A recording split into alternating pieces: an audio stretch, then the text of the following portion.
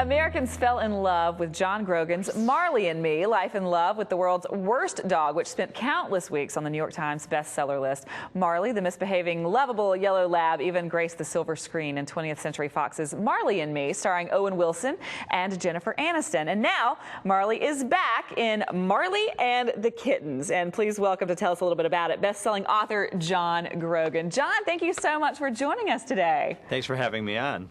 Not a problem. Now, this is an adorable story for kids. Is this based on real-life experience? It is. I was out in the country driving with my daughter in the car, and we noticed some movement on the side of the road, and we stopped to check it out.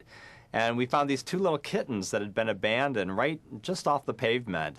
And we couldn't leave them there, so we brought them home with us. And quickly, you know, the kids were definitely not going to let me send these cats away. So we adopted these kittens, and we have two Labradors now, the dogs we've gotten since we lost Marley. And so I had all the makings for this story. I was observing all this comical, highly excitable behavior when kittens and dogs are put together in the same room.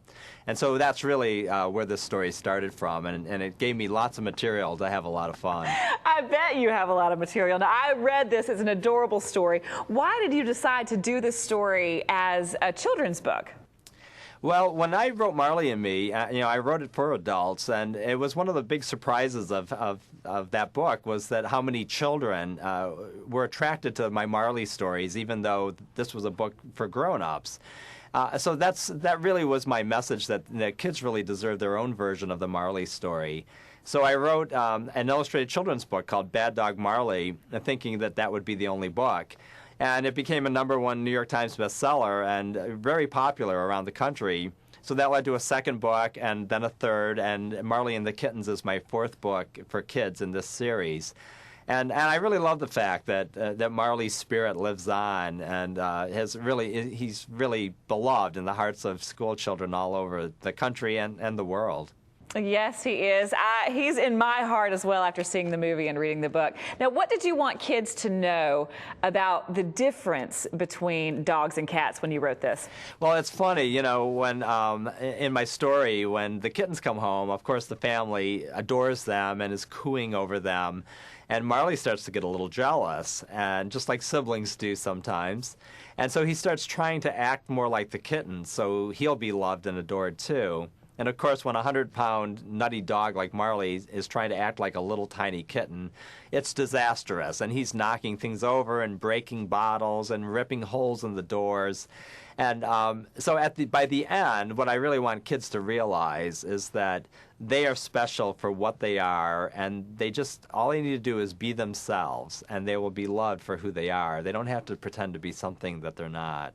And that is a great message for every kid to know. Now, when you got Marley years ago, did you foresee this kind of career for yourself?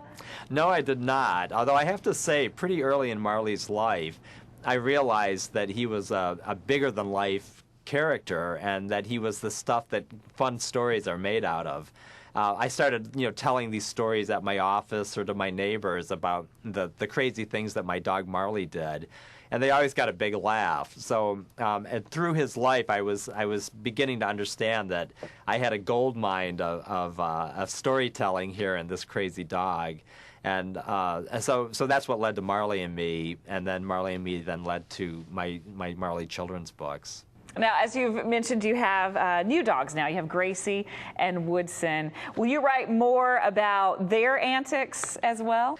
I don't know. That's a good question. Gracie is certainly a wonderful pet. She's very calm and sedate, and she really gets in no trouble. So good for having as a pet, but not so good as a subject for a book. Like I tell her, I said, I love you, Gracie, but you really don't do anything. Woodson's more of a character. He's got a lot of Marley's personality. So who knows what the future holds. They certainly are inspiration for giving me ideas for my Marley books. All right. Well, it sounds great. Thank you so much for joining us. We can't wait to see what's next for you, and we appreciate you spending the time with us this morning. Thanks very much. Now, if you would like more information there at home about John Grogan or his books, you can check out johngroganbooks.com.